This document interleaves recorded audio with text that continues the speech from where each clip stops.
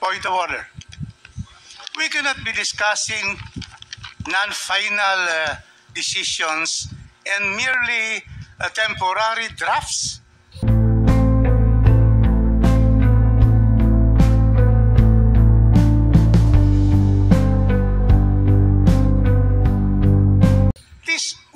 Otherwise, we'll be intruding into the authority of the ARC in finally determining what should be done to this particular period for itself. How can we be discussing drafts? Mr. Chairman. At least I would just like to ask. Mr. Chairman. Ms. De Balanta, are you agreeing to discuss here something that you have not finally decided on?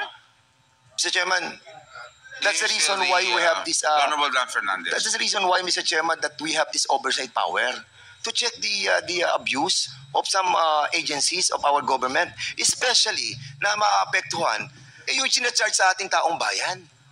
Pera ng taong bayan ito sinacharge natin Yung ang sinasabi natin dito ng mga proyekto na hindi pa tapos, i-charge natin sa ating mga consumers. And yun ang pinaglalaban po natin dito. Bakit po natin hindi na-allow? Honorable Dan Fernandez still has the floor. Let us give him. Yeah, but I have the point of order. We in take any note of that, judicial decision, you cannot question yet if it's not yet final. But these are draft. The commissioners, the chairman, will change this draft, and they have that authority under the law. Okay. So how can we be discussing drafts of possible decisions? Okay. I would like to ask, Madam, because we have a point of order. Mr. Chairman, I still have the floor. Mr. Chairman, I still have the floor. The point of order you have to decide on the point of order, Mr. Chairman. Decide on the point of order. Yeah, the point of order is precedes all. The point is, Mr. Chairman, have we violated any rules with the manifestation of Congressman Rufus Rodriguez? What rule has been violated, Honorable Rodriguez? Because point of order. You will have to understand that he's asking a question based on some research that he has made. Yes, that's correct. So let us give him that time. No, because a point of order interrupts anybody. I will agree, but you'll have to cite also what rule you have been violated. Because you will have to understand, Honorable Rodriguez, para klaro tayo, para maging smooth naman itong procedure natin, itong hearing na to, patapusin na natin si Dan Fernandez because there's also an accusation here na kay di kasalanan ng ARC. So dapat, I think he's also going to go there. So I would like to hear, because in his statement, meron siyang statement kanina na meron kayong kasalanan. So I want him now to continue, and I will allow him to continue, the Honorable with due respect to our chair, our rules provide for precedence of motions. And in the proceedings of motions, the rules of Congress, it says that the point of order has precedence over all other discussions. And that is why I'm saying that I have a point of order that in this proceeding, we cannot be discussing drafts, Mr. Chairman, which are what rule was not violated? yet final. Mr. Chairman, what rule was violated? Tama po yun. Rule on the precedence of Mr. Chair. 2 minute break, Mr. Chair. Break. Anong Mr. Chair? Session natin, Mr. Chairman? Session suspended. Wala naman tayo binabiolate sa rules Pag nag-cite ho tayo ng rule. Ang pagtatanong ko. We are supposed to be assessing the performance of NGCP. And in relation to the very objective of lowering the price of electricity, I do not find the connection why the Honorable Fernandez is asking several documents to be submitted before this committee. I think, Mr. Chairman, because with all these documents that we are asking from the NGCP, we will be able to assess their performance. Because Mr. Chair, all pertinent documents coming from NGCP, and we haven't received any documents yet coming from the NGCP just now. May lang tayo naka-receive ng documents sa kanila pipigilan niyo ako na kunin to. Tagal-tagal ko na kinukuha to, 2019 pa. At part 3 ng pagtatanong ko, kahit abutin tayo ng madaling araw dito. But going back to what I've been discussing a while ago, Mr. Chairman, kasi meron pong administrative matter na hindi pa po tayo nagtatackle. So I just wanted to go back there para at least po ay malaman ko yung mga nirequest ko noong nakaraan. Because sa list po ng ating pong mga invited guests and list ng nandito po, parang hindi ko nakikita yung mga taong inimbitahan natin. Like for example, yung chairman ng NGCP, si Su Guang Chao. We invited him. Ang director si Yao Sheng, yung director ng Wang Lijin, si Lin Xinhua. Asan po sila? There's a letter. Yes, what's the letter all about? Do you have a copy of the letter signed by Mr. Almeida for all of these directors? China, are they trying to avoid the hearing? January 29, Chinese New Year. Tama po ba? Mr. Paul? Yeah, Mr. Chairman. Paul, you may reply. We confirm that the Chinese New Year is next week. But on top of the Chinese New Year, Mr. Chairman, the Chinese, our Chinese partners, their corporation has an annual meeting yesterday which they need to attend. And we would want to assure this honorable body that we are not evading attending the hearing of Congress. Thank you. Thank you very much. And that's Mr. Chairman, may I respond to the statements of Mr. Matibag? Paul, later we will give you the time because it's Dan Fernandez, it's Honorable Okay. Dan Fernandez. Mr. I Chairman, apologize, yes, Mr. Chairman. Mr. Please Chair. reserve your reply. Okay, thank you. Yeah, Mr. Chair, that's the reason why I said a while ago na sana next na hearing natin makapunta na po sila.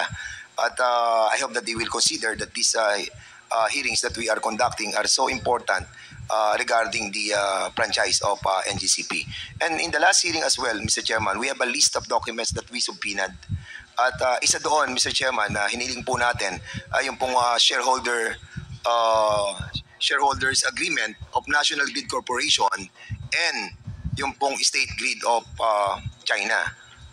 Ito bang State Grid of China, siya rin ba Mr. Anthony Almeida ang State Grid International Development Limited? Are they the same and one?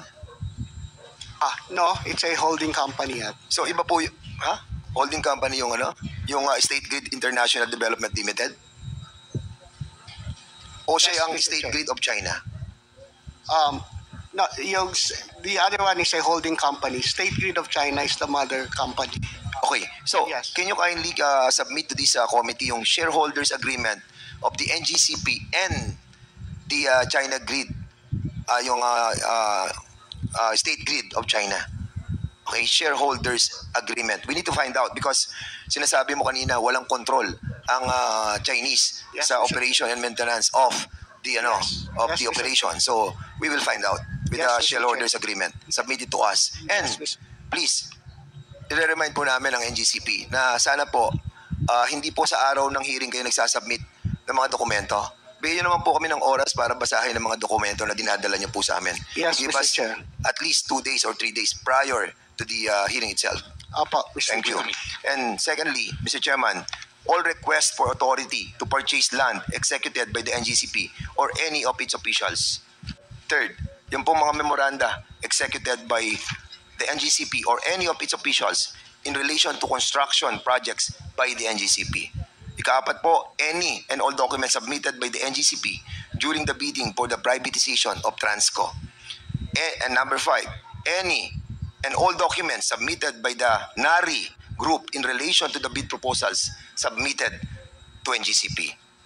Share purchase agreement among Henry C., Robert Kyoto, and Synergy Grid and Development Incorporated. Submit it to us as well.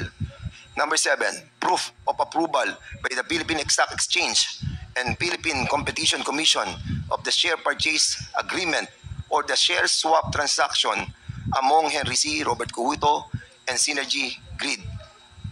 Number Point 8. of order, Mr. Chair. This is a administrative matter, Mr. Chairman.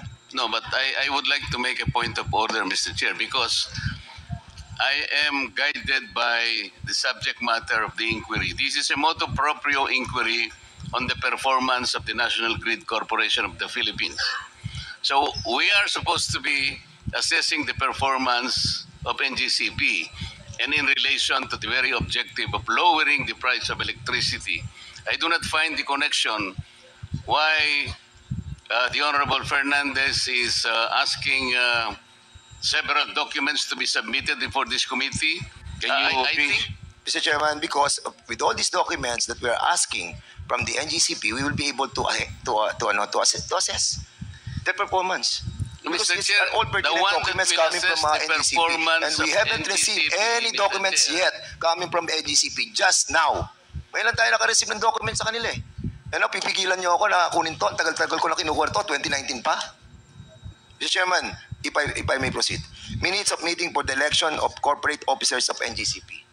NGCP corporate policies on the functions and qualifications of officers and audit committee, compensation committee, and nomination and election committee. Number 10, authorization from the Department of Justice for the employment of technical personnel, list of names of nationality and all of managerial employees of NGCP, including the respective job descriptions and years of employment. Number 12, complete organizational chart of NGCP.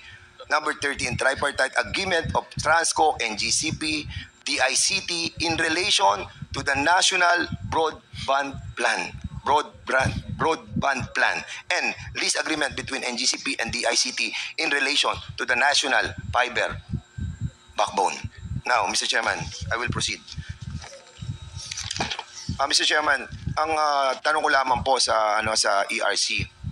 Yung po bang last rate reset natin? 13 taon na po tayong walang rate eh. Di ba? At lagi kapag sinasabi natin rate reset, lagi na lang sinasabi natin na ang sinasabi ng NGCP kasi ang ERC hindi sila nag-re-reset eh. It's always like that eh. Lagi ang sinisisi ng NGCP ay kayo. Bakit? Can you kindly tell us bakit umabot ng 13 taon? Samantalang sinasabi sa atin ng batas, rules ng ERC every 5 years, di ba? Every 5 years. Oh, kailan ang last reset natin? Kailan? Ma'am. Mr. Chair, Isa di Malanta. Apo. Yung last na rate reset po ay para sa third regulatory period covering 2011 to 2015. So, natapos po ito bandang 2010. Pinatupad po nila ng 2011.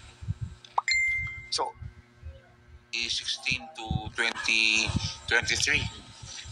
Yun po yung hirap po akong makasagot, Mr. Chair. Kasi po kung maalala po ninyo, especially the Honorable Dan Fernandez, noon pong Agosto 2022, ang bandang Setyembre po, 3 weeks into the job, noon pong nag-budget hearing po, ito na po yung siningil sa amin. So, tinanong po naman kami ng diretsahan, nagkaroon ba ng reset? Sumagot din naman po kami ng diretsahan na wala. Pero in a matter of weeks, sinimulan na po namin yung trabaho. Kaya po, November nakapaglabas po kami ng rules, December nakapag-file po si NGCP. So, Yeah. Pero yung between po nun, yun po yung hirap po akong makasagot, Mr. Chair, kasi po wala po akong personal knowledge. Yes, so tama po yung sinasabi ni NGCP na kasalanan nga ng ERC dito. Hindi po nakapag-reset po talaga yung Yun lang. ERC. Yun ang problema. Ano ang impact ng hindi kayo nakapag-reset? Wala pong naging review nung rates ni NGCP at wala din po silang opportunity na makapag-file para sa bagong rates. So ang nangyari po, tinuloy-tuloy lang yung dating rates na naaprubahan ng ERC. Honorable Dan Fernandez. at wala pong na-assess, wala pong na-depreciate ng mga value ng kanilang mga assets. Mr. Chairman, 13 taon. At hindi ako naniniwala na ito'y kagagawan lamang ng ERC, but nevertheless, darating po tayo doon. Ngayon po, anong status ng ating pong reset? Para sa kababayan natin na nanonood at sa mga kasamahan po natin, itong pinag-uusapan po natin, ito po yung taripa. At ang pinag-uusapan po dito, okay, sinasabi yan ng NGCP at ibang members ng ating pong mga kasamahan dito that napakaliit lang ng porsyento ng transmission rate sa kabuuan na binabayad ng ating taong bayan. Pero tayo po dito ay niloloko. Ang ating pong transmission rate, tama, maliit lang, 1 peso and 19 cents per kilowatt hour. Yun po ang general na sinisingil. Pero Mr. Chairman, 13 or 10 cents lang ang difference. Malaking bagay po yan sa ating pong mga kababayan. Most especially na hindi tayo nag-compute, marami na po tayong overcollection. And this must be refunded to our Filipino people. Now, ang tanong, Mona Lisa, ano na ang status ng ating pong NGCP's rate reset? Sa reset po ng 4th regulatory period, Mr. Chair, ito po yung tapos ng period 2016 to 2022. Patapos na po kami. Ito nga pong siguro po ngayong susunod na linggo, may meeting na po kami para final evaluation na po ito. Kasi natapos na po namin yung mga public processes. Required po kami na mag-publish, humingi ng consultation sa publiko. Natapos na po namin yun. So, Okay. evaluation na po. Salamat po, ma'am. Ito po, may hawak po akong dalawang dokumento. Isang draft partial initial determination. Ito covered period of 2016 to 2020 at isang draft final determination 2016 to 2020. This was published noong September 2023 at ito naman noong August 2024. Will you confirm that you have the already signed? Lahat kayo nag-sign dito. Ikaw, Mona Lisa, si Catherine, si Commissioner Maceda, si Lumbatan, si Digal at si Puentes. At sinasabi nyo dito sa draft partial initial determination from 2016 to 2020 was published on September 2023. Am I correct? Tama po yan, Mr. At ito naman published August 2024. Draft final determination. I just wanted to confirm kasi pupunta ako sa dalawang desisyon na to. Hindi naman desisyon sapagkat wala pa naman kayong final, di ba? And I just wanted to be cleared kasi medyo ako confused ako sa mga desisyon dito na sa mga value ng ating assets that was agreed upon by ARC. And the power of this committee is the oversight power to check na yung pong sinasabi ng EPIRA that the rate base, no, Mr. Chairman, kailangan po nakabase doon po sa tinatawag po nating methodology na ginamit po nila. Now, ang tanong ko po, dito ba sa dokumento na ito, na covered by this document, are you saying na 2016 lang to 2020 itong partial initial determination? Tama po. Tama. At ito naman, 21 to 22? Hindi po, buo na po. 2016 to 2022. So, imbis na 5 taon tayo ngayon, 7 taon na yung ating pong 4th regulatory period. Tama po. Am I correct? Okay. So, sinabi ninyo doon sa draft final determination which covers the 2016 to 2022, sabi mo, na-post to noong August 24 at na-post din to nung September. Dito sa discussion to, napasama yung commission and completed projects should be allowed to be recovered by NGCP. At dito sa decision nyo at dito sa draft ninyo, nakalagay din yung spend. Am I correct? Tama po ba yung sabihin na nakalagay pareho dito yung commission and useful ng mga projects? Mr. Chairman, point of order. We cannot be discussing non-final decisions and merely temporary drafts. Otherwise we'll be intruding into the authority of the ARC in finally determining what should be done to this particular period for reset. Mr. Chairman, How can we be discussing drafts? Mr. Chairman. This, I would just like to ask. Mr. Chairman. Ms. Di Balanta, are you agreeing to discuss here something that you have not finally decided on? Mr. Chairman, that's the reason why we have this. Honorable Dan Fernandez. That's the reason why, Mr. Chairman, that we have this oversight power to check the abuse of some agencies of our government, especially na maapektuhan yung sinacharge sa ating taong bayan. Pera ng taong bayan ito sinacharge natin Yung ang sinasabi natin dito ng mga proyekto na hindi pa tapos, i-charge natin sa ating mga consumers. And yun ang pinaglalaban po natin dito. Bakit po natin hindi naalaw? Honorable Dan Fernandez still has the floor. Let us give him Yeah, but I have the point of order. We In take any note of that, judicial Honorable. decision, you cannot question yet if it's not yet final. But These are draft. The commissioners, the chairman will change this draft and they have that authority under the law. Okay. So how can we be discussing drafts of possible decisions? Okay. I would like to ask, Madam, because we have a point of order. Mr. Chairman, I still And have the floor. Mr. Chairman, I still have the floor. The point of order And you have to is decide on the point of precedes order, all Mr. kinds Chairman. of statements. Decide on the point of order. Yeah, the point of order is precedes all The point is, Mr. Chairman, have we violated any rules number one. with the, Yes, with the may we manifestation know of Congressman Rufus Rodriguez?